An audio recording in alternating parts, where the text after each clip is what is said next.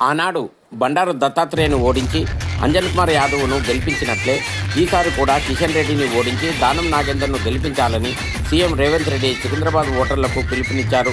Secunderabad parliament నియోజకవర్గం Congress party అభ్యర్థిగా Danam Nagender nomination దాఖలు చేసిన సందర్భంగా సికింద్రాబాద్ ఉజ్జయిని శ్రీ మహంకాళి అమ్మవారికి ఆయన ప్రత్యేక పూజలు నిర్వహించారు.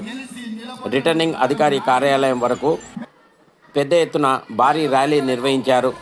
బాజా భజంత్రీలు, బ్యాండ్ మేళాలు, కళాకారుల నృత్యాలు దారి పొడవునా ఆకట్టుకున్నాయి. ఈ సందర్భంగా సీఎం రేవంత్ రెడ్డి మాట్లాడుతూ ఆనాడు కేంద్రంలో సోనియమ్మ నాయకత్వంలో కాంగ్రెస్ పార్టీ అధికారంలోకి వచ్చిందన్నారు.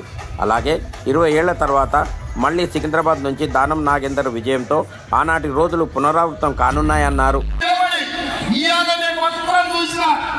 ఎవరన్నా పెంచుకారులలో వచ్చిన వాళ్ళు ఉన్నారేమో అని పెంచుకారులు ఉన్న మా మార్వాడి సోదరులు గుజరాతీలో బయటకు వచ్చి ఆశీర్వదించారు. కానీ మా పశ్చిమాల్లో ఉండే పేదవాళ్ళు ఎర్రగండను లెక్క చేయకుండా వేలాది మంది ఇవాళ ఈ పాదయాత్రల కిందల కాళ్ళు కాలుతున్నాయి, పైన ఎండకు మాడ కాలుతుంది. అయినా మా ఆడబిడ్డలు ఇవాళ